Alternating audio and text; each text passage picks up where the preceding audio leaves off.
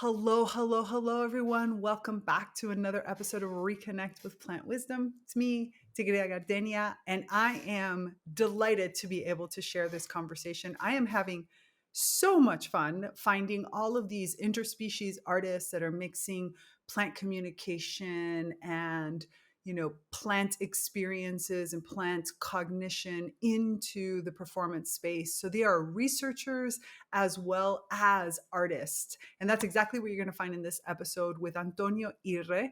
And we just had a fascinating conversation about his research and his path, and then also where he is today and the different projects that he's working on. So I really think you're going to enjoy this. Plus, he gave us access to a few snippets of his work, which are so fun, so fun. But I'll let you discover it yourself. So please enjoy episode 68, PLart Project with Antonio Irre. Welcome to ReConnect with Plant Wisdom. I'm your host, Tigrila Gardenia, nature-inspired mentor and leadership coach. In this podcast, I share ancient and modern knowledge from biology to spirituality about the wondrous ways in which plants can help you lead a naturally conscious life.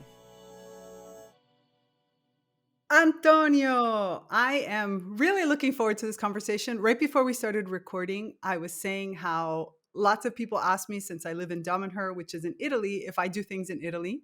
And outside of Domenher, to be honest, and Biomimicry Italia, which I do participate in when we do things occasionally, I very rarely, if ever, work in Italy. And now I have you and Julia, and I'm so excited to hear about the work that you are doing. So before we start, please tell everybody who is Antonio.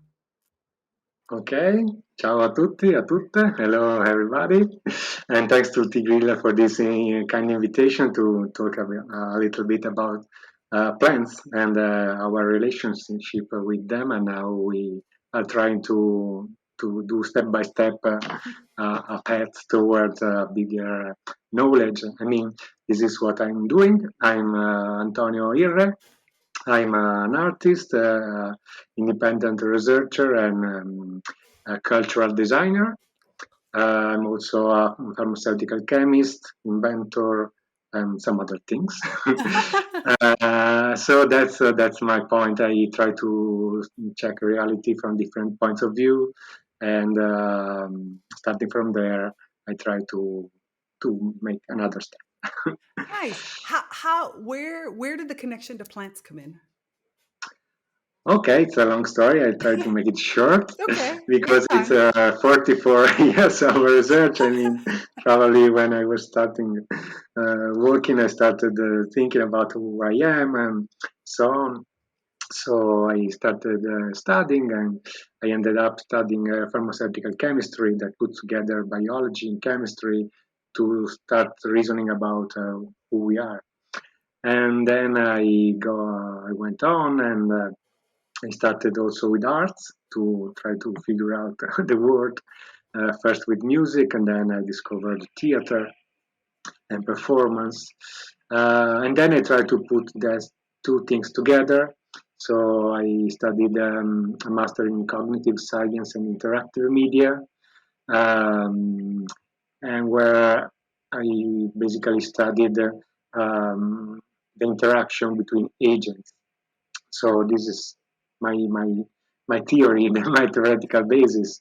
So basically, who we are a bunch of cells. That's the point.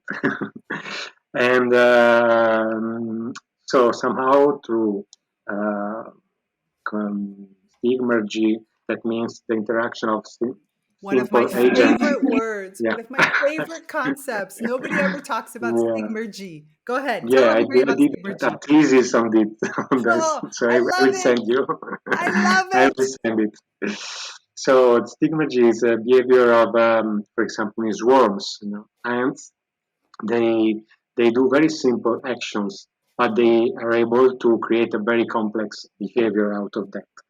So stigmergy is like working on the little clues that we have around us, but all these clues together allows us to step on a different level. And so studying agents and how they interact, I studied cooperation, altruism, but basically I ended up figuring out that we are a bunch of cells that are adapting and integrating with the rest of the world. And then I said, okay, but also plants are a bunch of cells. So wait a moment, why are we so different? Well, we are not so different at the end. We, of course, some millions of years ago, maybe 400 millions or something about, we have we decided to go to two different paths because we were all coming from the same way, and then there was a bifurcation. So plants decided to stay, to develop okay, decide, then we will speak about this, That's what another means conversation. decide, We can say but decide. but Here we let's say decide for the moment to stay, they created this kind of cooperation with the chloroplast. They were able to do photosynthesis, so probably incorporating another cell, the bacteria. While animals decided to move, so they incorporated these other microorganisms and created mitochondria.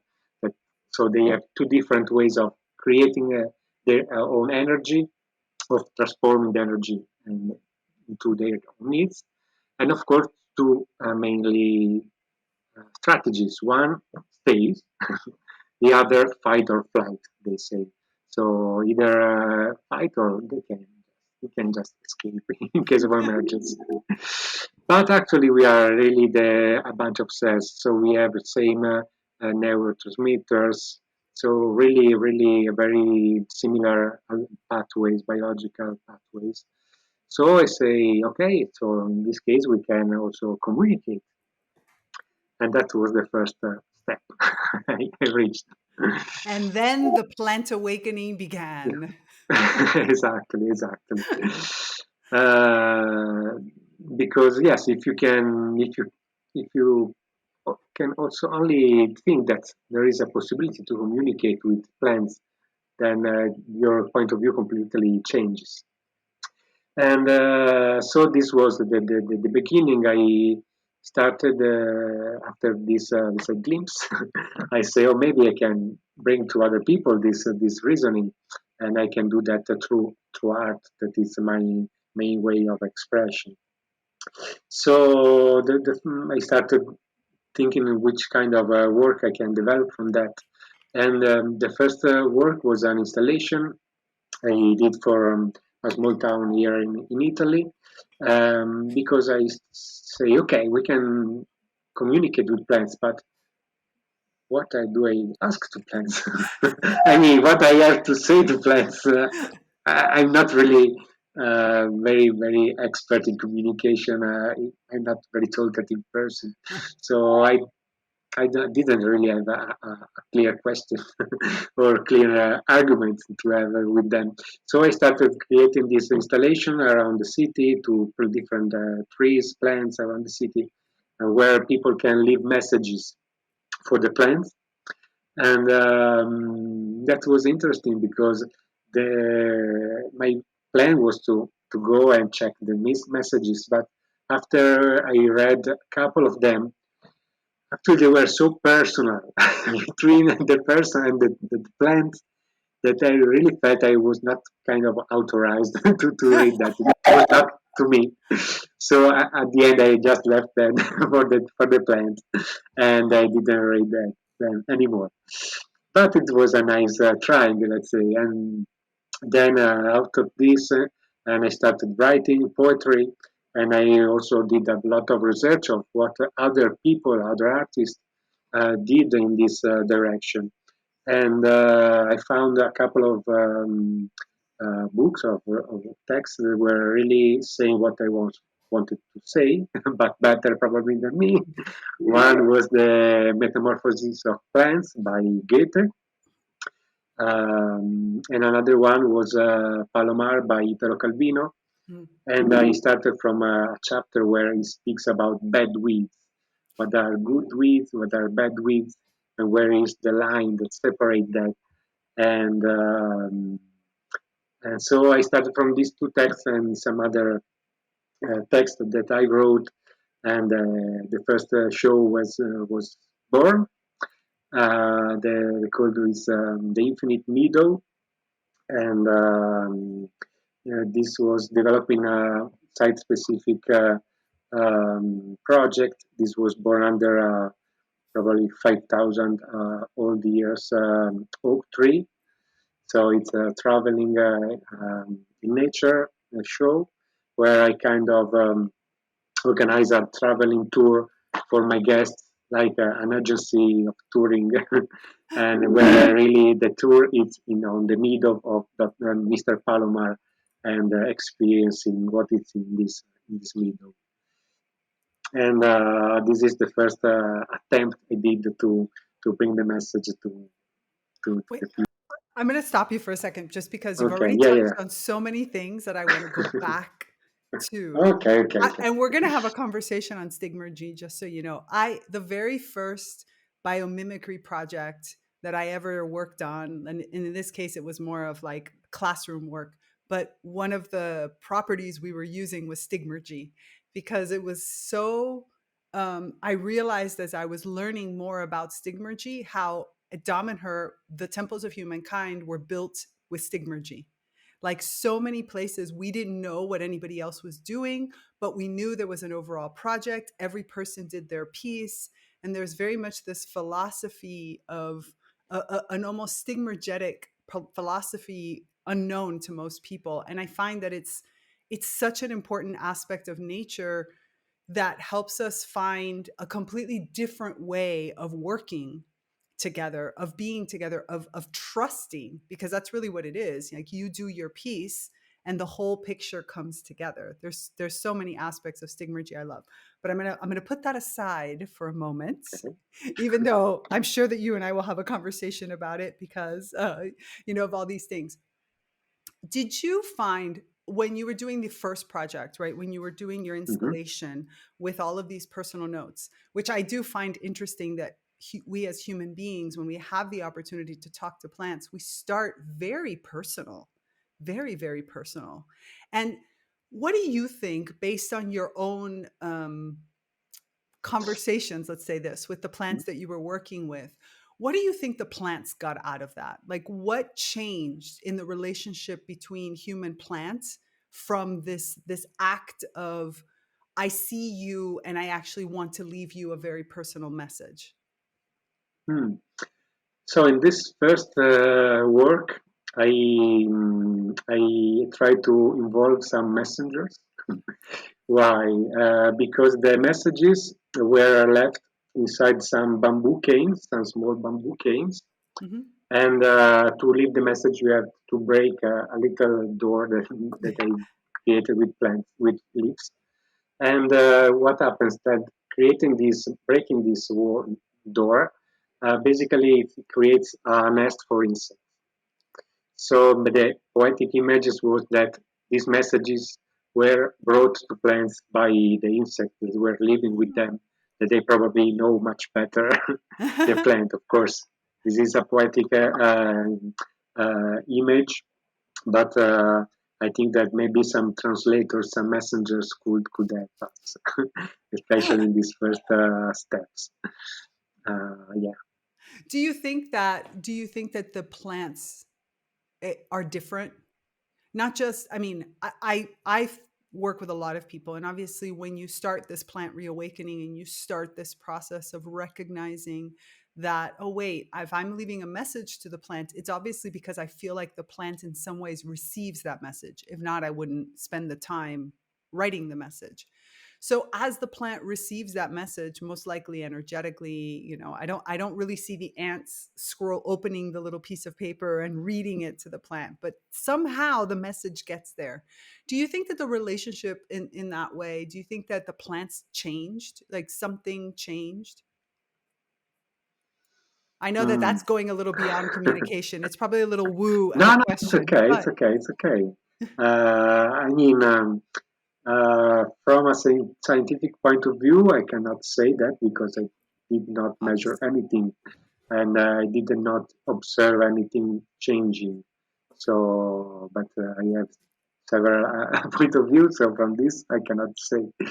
Um, from the other, of course, I think that something in the people has changed. Probably they was different after doing this act. Um, Plants have a really different time frames that we have.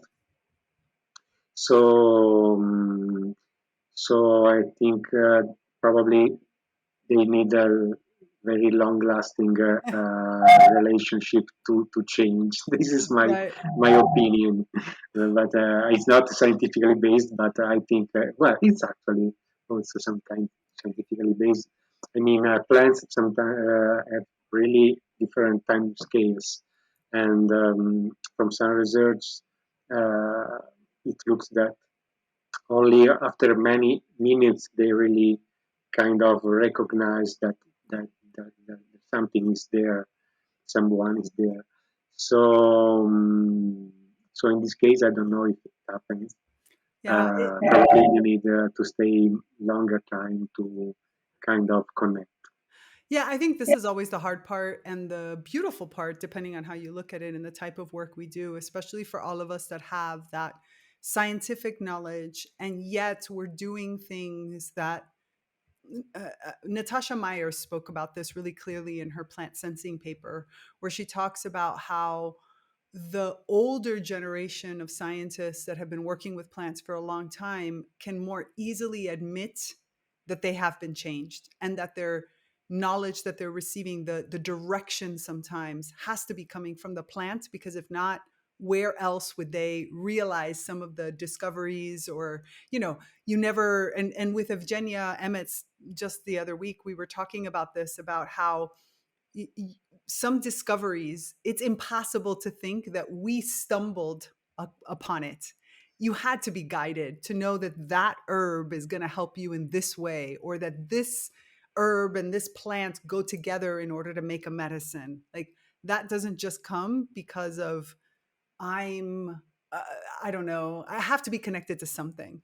But it is true that it is hard, and it's still hard to scientifically show some of these pieces. And so that line, that fine line between faith or feeling and what we can actually measure, especially in these early stages where we want to show people things, but we don't want to be disregarded as a little bit like out there type of thing. It's such a Yeah. it's a very, very delicate balance. And I can imagine that, with this project Infinite Meadows, you had the opportunity to sort of enter into a different type of relationship. You had said earlier that there was some writings from that. Can we Hmm. hear some of that work? Ah, well, of course, of course. I can read just a small extract I would love it. from the copy. Let me find it. And yeah, there it goes. So basically, this is um,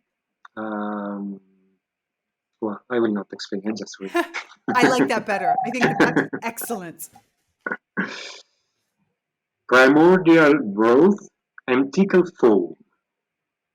Here, a bubble, a slender barrier. It creates a difference between outside and inside. It creates and it resists to exist. But what if, by invisible miracle, it maintains the precarious imbalance? There it goes, life. It englobes and sucks. It fights and shies away and competes. It skips and bluffs and gradations sparkles and it sticks. Membranes stacks like drool. In the abundance we spatons. In the shortage we turn away and we suck each other. And dead peas, they roam into the mush and become clues, messages, stimuli, oaths, reinforcements, words for those who resist. Through huge wide eyes, which don't exist. Survival gaze upon the stars, a delight of millions of years ago. And then chance and randomness becomes necessity. It becomes so powerful, the balance of an instant, that it must exist, simply, etc. I love headsets. Super Yeah. interesting. This is a perfect time to take a very quick break to bring in one of our eco-conscious business partners, and then we're going to dive into one of the newest projects that you've been working with.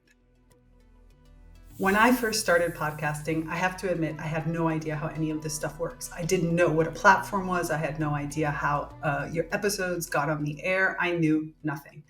And so I did a lot of research. I spent a lot of time. And in the end, I found Zencastr. And I chose Zencastr because it's super easy to use. You get high quality recordings, and you really get a sense that you understand how to use it from the moment that you get in there. So if you're thinking about podcasting this year, if this is the year you're going to start, then I highly recommend you go to zencastr.com/pricing and put in my code NCC Sprout to get 30% off the first month of any Zencastr paid plan.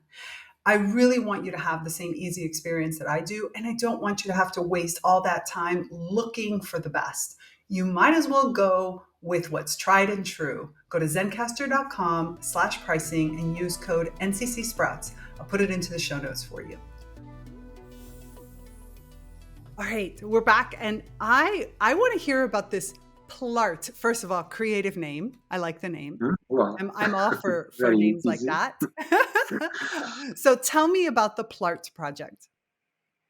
Yeah, well, the PLart project is the title of an umbrella title of all this work I'm doing. After the Infinite Meadow, I wanted to get more, to get deeper into the scientific and, of course, also artistic reasoning. So what I did, I was lucky enough to get in contact with Professor Ninkovic. He's one of the maximum expert in the plant communication by a scientific point of view. He works at the SLU University in Uppsala, Sweden. And so I made a residency there as an artist, and I was able to explore the laboratories and interview some of the researchers that were working there, and start quite a very interesting conversation with Professor Ninkovic. Of course, they work in agriculture, let's say, sector, so they are studying plant communication because they want to improve the agricultural part of it.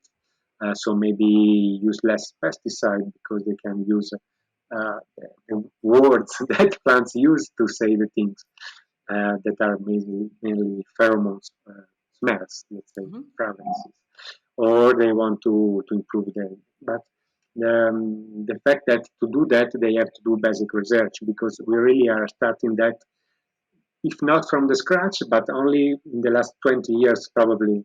The science and all the society probably started reasoning about plants in a different way. In the 20 years ago, we were still talking about plant blindness. So basically, this concept came out because we don't really see plants around us. Okay, maybe some your listeners are maybe more sensitive than other people, but most people, when they came back home at the evening, they don't probably reason about knowing having met any plants during the day. Right. But maybe they remember about that dog or that cat that were passing, but no plants, probably. So, but also science started to really getting into, and this is very fascinating because we know that animals have the nervous system, so they have all the sense connected to that, and we reason, and the image came out, and so. But when we started studying plants, we see that they do the same things, or maybe more than we do, but we didn't really figure out how to do that, because they don't really have or we didn't really discover a central nervous system in that. So there is a lot of questioning and discussion between scientists saying that plants are intelligent or not intelligent. And I like how you say uh, discussion. Let's be honest. They're mhm. fighting. They're fighting. Okay, I They're mean, yelling at each other from papers. I have gone through with my audience. I do plant consciousness commentary every Friday. I have gone through the papers from 2006 to today, and it's hysterical to see how these neurobiologists are fighting with the plant neurobiologists, are fighting with the plant physiologists, with the philosophers of plant sciences, with the it's they're fighting. They are not just having a discussion, they're okay, arguing. I mean, it's quite easy when you don't define really what intelligence means. Or That's when you the change the fight. definition based on Yeah. who you're talking about, which is what human neurobiologists love to change the Hmm. definition. As soon as you show them a plant does something, they Yeah. change it and they're like, no, we weren't No. saying that. You have to have this. And it's like, a brain does not mean intelligent. Intelligence is Mhm. a behavior, not an organ. Yeah, that's what is really fascinating me the most. That connect the dots of my research. That it's complex systems. So really talking about Stigmergy and how simple elements create something that is bigger than the sum of the elements. And I think in plants it's so in front of us that because with humans we still have we can still say that it's the brain that is saying, but with plants you cannot. So that is the very interesting point. And I think I lost myself now. Oh, it's okay. We were Uh, talking about how you got to the PLart project. yeah. So that's I was there studying that and reasoning about that and getting a lot of materials. Also, it's very interesting to interview the researchers and see what they think, what science is and what art is, because most of the people think that art and science are very very different approaches to the reality. Maybe you're not, but I'm happy about that. But most of the people think that they are totally different. Actually, not to me.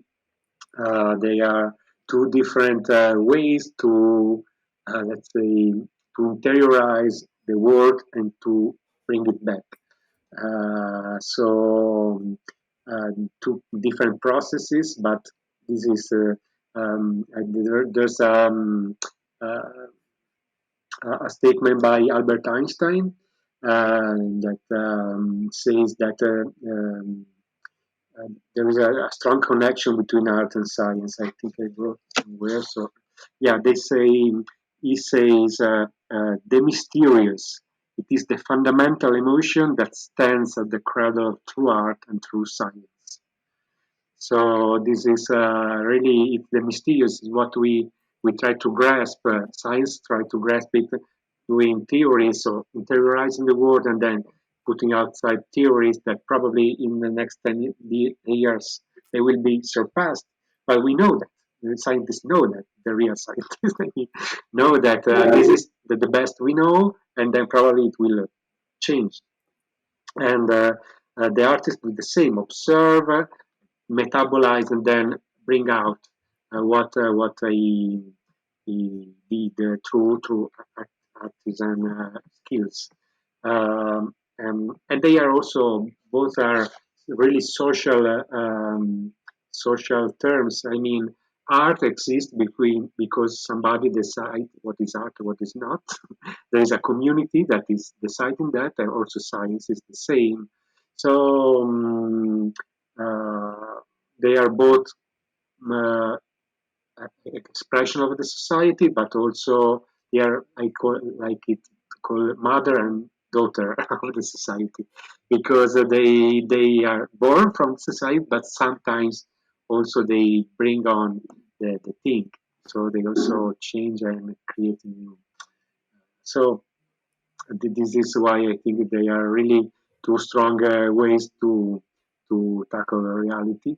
And then out of it, basically, I create a theater show, basically a theater show that I was able to perform first in Stockholm and then at the Venice Biennale to the last Biennale of art. And this is really a show where I try to go on with the research and so still trying to let people know about what is happening also in the scientific world, how we are studying that and discovering incredible things about the skills that plant has, um, as well trying to uh, discover things while creating the performance. So um, uh, that is something also very important to me. That while I create, I understand things. While writing poetry or while developing a performance or the text or the movement itself, they give me new insights. Well, the arts is so important in this work, I think, because I mean, I interview a lot of interspecies artists, right? People who are using and working with artistic realms to express all of this, not just the scientific knowledge in the sense of what has already been shown, but also what we're at the limits of what we're exploring, which I think is extremely important because art gives you a playground space. It's not confined to those rigid rules, and it allows the exploration that we've somehow lost in science. And a lot of scientific laboratories and such are now, because of funding, because of the need to publish in order to get your tenure, because of all of these other external constraints, we've forgotten that science should have ample room for you to fail and for you to explore new things and play in different directions, and also time for you to apply the discoveries that you're making into other means, into other ways of exploring them, to see if it still holds water, to see if it's still valid when you take it outside of the artificial constrained view of the scientific laboratory and bring it out into a different medium. And this is where the arts can be so great, especially now that there is more of this scientific art that's happening, because it's playful. It allows us to try new things. It's safe for the audience. So we can bring in people who, if you were to give them a paper, would never read it. And if you were to try to explain it to them in a very dry way, they would be like, I don't understand. But then you put it into a performance, into a poem, into something you watch or a painting, and all of a sudden they can feel it and they can make decisions on where that goes for them, and they could start to explore things that they wouldn't allow themselves to explore in other ways. And I think that this is really the importance and the power of these artistic means, especially in the plant humanities and in the plant sciences, because we are operating with, we're working with and collaborating with beings that are so different from us. Plants have, yes, they're all made of cells, but we don't see the cells. So most people don't think at the cellular level. They're thinking, like you said, brain, nervous system, hands, eyes. They're looking at the sense of smell. There's no nose. The sense of touch, but there's no hands. And they forget that we ourselves also interpret things with many different ways, mechanisms. It's not just that you see when your eyes are open. You close your eyes and color still comes through, and you can see things in your mind's eye and through your memories. And there's just all these other mechanisms that we forget about ourselves. But when you come in contact with a plant, and especially if you do it in the safe environment of art, now all of a sudden I walk away with a different definition of myself and the relationship that is now possible between myself and these other beings that, like you said, have been here with us all along and we've been blind to.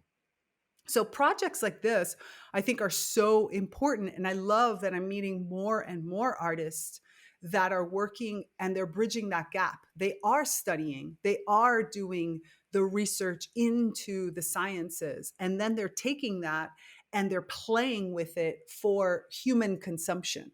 Because, we humans are a bit dumb sometimes. We need things to be simple. We need them to be simple. Yeah, yeah, of course, but you also need to experience it Mhm. sometimes. That's why I really like to work with small groups. Sometimes I even do theater show for one person at a time. I mean, for example, I organize some kind of forest bathing, and I bring people to the wood, and I let them observe, and then I explain them how also plants are probably looking at them, listening at them, smelling them, and let them stay after having heard about that and feel if something has changed in how they are staying there. And it really it's quite a strong experience, yes. It is. We forget. I mean, we have these plants all around us. We are there's always a plant somewhere nearby. Even sometimes you can't see because it's like the corner, the little moss that's growing in the corner there. And so we're always being observed, where they're listening into all of our conversations, they're experiencing all of our emotions, all of the chemicals that we're putting out in our body that we can't sense, and they're picking up. So kin feel that, and vice versa. We are constantly taking in not just the oxygen, but that oxygen is filled with all of those chemicals and pheromones and vox that are coming of those volatile organic compounds that are coming into my body, and there's this constant exchange with a being that we don't even recognize half the time. So I love the idea that art, the way that you're using both performance art and poetry to really move that. Can you tell me a little more about this project, Plant Stillness? Mhm. Um, yeah, I mean, what do you want to know more? I mean, Well, what there's is it? I mean, the audience doesn't know. Who's yeah, listening of in course. doesn't know what it is. Okay, okay. So this is a theater show that where I'm a kind of bird. Kekekokake, kokokeke. It is a special Wait, bird. wait, wait. Wait, say that again. Say it again. Kekekokake, kokeka, kokeke. All Okay. righty. This is a really rare bird that can reproduce only on top of a special plant. But there's only one seed of this tree left in the world. So this bird is having a nest on top of his head, and with a small tree of this Patagonia sinensis that is not existing tree, that he is waiting and taking care of this tree because only when it can grow up, he will be able to reproduce again. This is the character that I invented for this. And but I like to get in and out from the character, so sometimes I'm just Antonio telling how plants communicate, sometimes getting back to the bird. And I also use real vox. I mean the substances that plants use to communicate between themselves. Especially when this smell of cut grass.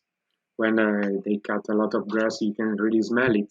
You can smell it because they cut a lot of plants, and so it's very concentrated. But usually this is already there, but we cannot really smell. And these substances are some chemicals, and I use during the performance to make people smell it. I spray in the room, so you really feel some probably never experienced before smells, and that is also interesting. But basically, these are the substances that are the main components of this grass smell. And actually, we like it very much usually. But if you really think about it, it's quite terrible because this is basically hearing the scream of the grass that is being cut. So it's like a horror movie more than this relaxing feeling that we have, like point of view probably. I mean, why plants do that? If there's a why, of course, we come back always to the from this question. But let's say that there's a purpose that maybe it's not really a purpose if we change the point of view, but in a mechanistic point of view, they do that because if other plants can smell this, they will know that they probably will be cut.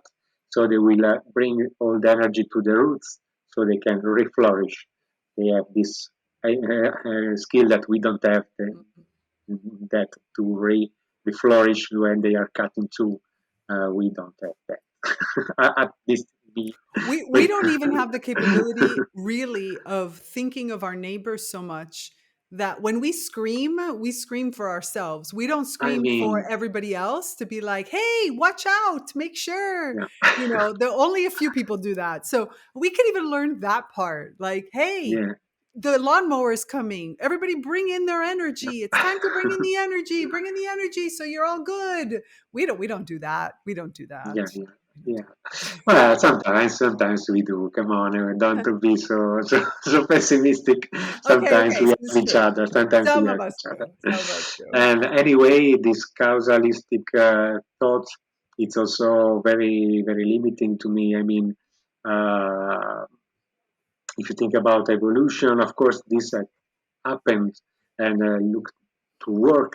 So that's why it stays.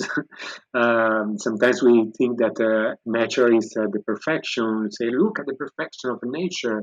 But actually, what from my studies, nature is not really working for perfection. It's working for the minimum functionality. If something works, it goes on. So sometimes it's also create some clumsy stuff, and sometimes it's have some big failure and restart from the scratch or almost.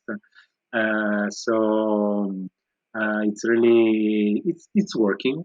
So, but I don't know if there's some causality in this behavior of plants communicating each other the damage that's coming, or also all the coryzal symbiosis, or any symbiosis that we have with all the bacteria that we are. So basically, the reasoning behind that is that uh, maybe it's not really all this causal effect, but it's more a net of all of this together that is some kind moving, and we are part of this net. And this is the bigger picture, I think, that I like to grasp somehow with the reason, and that is also the conclusion where I get in this plant stillness show. Ooh, I like it. And I find it really interesting because I like and we're going to take a second and we're going to show a little bit for those of you that are watching on the video. I'm going to play a little snippet of this plant stillness show so that you can get Thank you. first of all, it's hysterical. It's very funny to just see Antonio running around as this bird just because. So I just you enjoy your laugh, and even if you're not watching, at least you can hear it, and it's worth it anyway just to hear it. It's worth it. So let's take a second now to watch this video because, yeah, it's again, it's worth it. Have you ever taken care of a plant? I'm learning many things.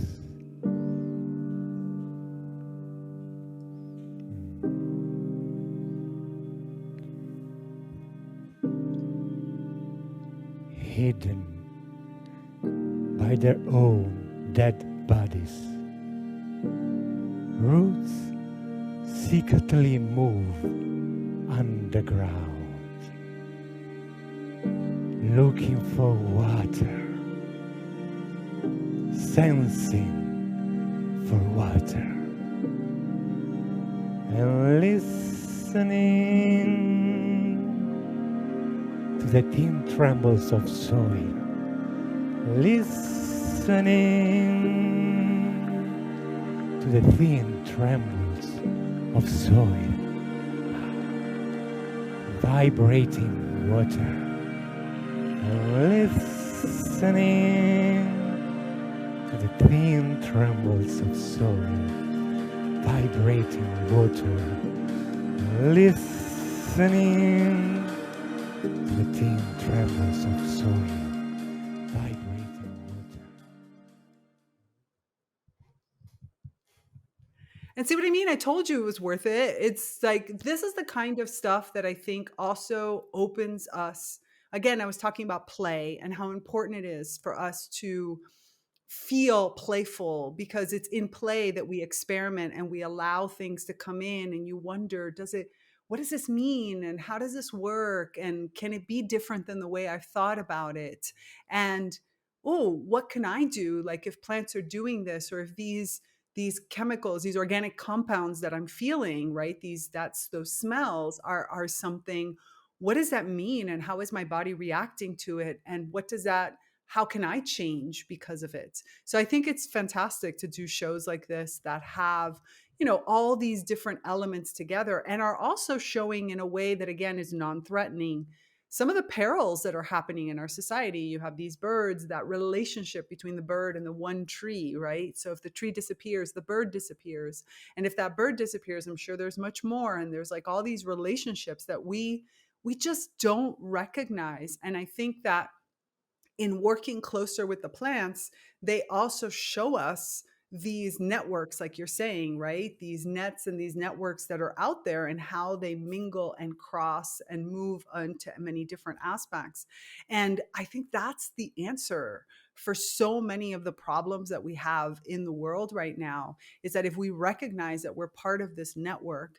In Damanhur, we do this project called the Global Tree Network. It's the Orienting of the Trees project. And it really is about stepping humanity back into this network connected to trees and plants in general. And so thinking of trees as antennas, and thinking of like grasses and meadows as the supercomputers that process all this information and this data. And that if we were able to reconnect ourselves back into this network, can you imagine how different our lives would be? Can you imagine how different the world around us would be if we allowed for that multiple intelligences relationship, and that sort of communication back and forth with more fluidity? I mean, like you said, it's only been about 20-25 years that we have been studying these concepts, and really looking at plant neurobiology and plant communication and plant cognition and all these different elements, and we're only starting to look at it. So it's going to take us a while before we recognize and we're able to see the correlations, especially because we're skeptical as humans. We want you to prove it. Prove it. Kind of like you not wanting to say that plants decide. I say plants decide, okay? They have intelligence, they have memory, they have the ability to make decisions because they have to. They have to choose between A or B, and the decision isn't always the same, even if the factors are the same. So there's some decision-making mechanism there. And I find it so incredible that we continue to fight about this. And I have my own theories as to why, like around how much of our lives would change. And some of it is scary, right? Wood that I stand in, and my desk is made out of wood. My clothes is made out of cotton. Like, if I believe that these plants are cognizant and intelligent, what does that mean? Am I allowed to cut them down? I mean, this really opens to big discussions. And I think that this is where the arts, the work that you're doing, is so important, because we're not going to be able to deal with these types of big questions directly. They're too scary. They would change too much about our lives. But if I do it in art, in a playful way, then I might consider it, and I might explore it, and I might give myself permission to think about a world where plants are our partners and our collaborators, and they're working with us. And sometimes they give their body to us, And sometimes instead they say, no, you shouldn't cut us down now. And so I think that these are really important and heavy questions from the way that humans deal with it, but that the arts gives us the opportunity to walk in it a little bit softer. Yeah, anyway, it will take time. It will take time. It will definitely take time. We know sometimes I feel a little bit discouraged about that, but then I say, okay, I bring my drop and see Exactly. how It's it's going on. Stigmergy. It's Exactly, Stigmergy. You're exactly. putting your piece in. This has been really a beautiful conversation. I'm super appreciative of all the things that you've brought. Are there any last words that you want to share with the audience? Well, I wasn't prepared to that, but um, Hey, I'm here to keep you on your toes.